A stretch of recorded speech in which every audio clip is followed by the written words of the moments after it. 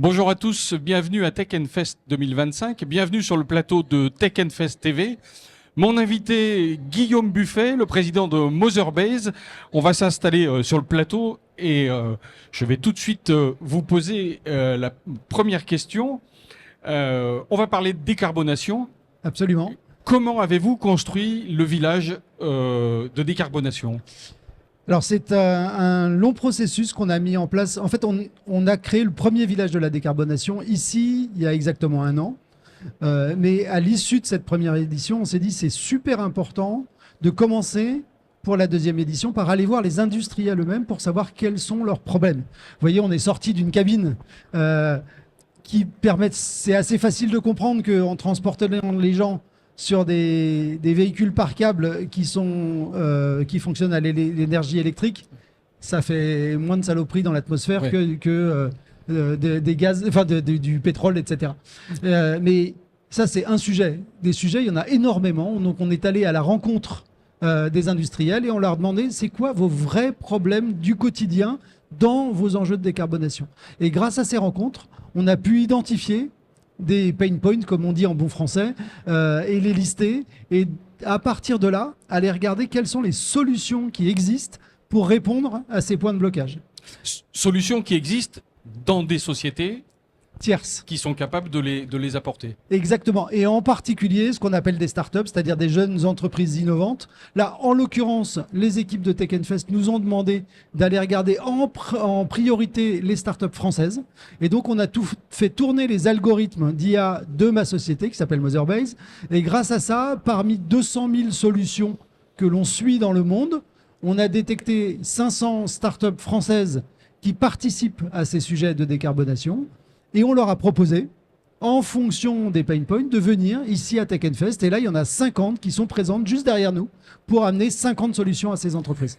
Est-ce que vous pouvez nous faire une petite carte des typologies de difficultés que rencontrent les entreprises dans leurs objectifs de décarbonation ? Bien sûr. Alors évidemment, on pourrait passer la journée, Oui. Mais pour faire simple, il y a deux enjeux. C'est que, aujourd'hui, les directeurs de la décarbonation sont assez seuls, chacun de leur côté.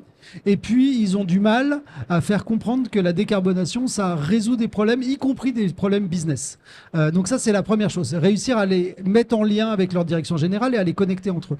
Ensuite, on a réussi, vous savez, souvent on parle de scope 1, scope 2, scope 3 autour des sujets de décarbonation. Ça parle pas beaucoup aux dirigeants de PME. Donc on a réorganisé les solutions tout bêtement en fonction des étapes de la production industrielle. On a commencé par les approvisionnements en matières premières. Puis on a pensé à la conception de produits innovants. Puis la gestion des usines. Puis la logistique. Puis tous les sujets liés au siège des entreprises. Pour finir par l'énergie. Mais l'énergie, ça n'est qu'un des 6 axes sur lesquels on a travaillé. En fait, c'est un processus, la décarbonation, qui se prépare tout au long de la fabrication d'un produit. Voire même en amont, c'est-à-dire qu'aujourd'hui, quand on parle d'éco-conception, il y a sur le village de la décarbonation des équipes qui sont spécialisées là-dedans. Quand on commence à penser à un produit de demain, eh bien, en amont, on y intègre by design, comme on dit, des enjeux de décarbonation. Mais on peut même penser encore plus en amont ou en aval.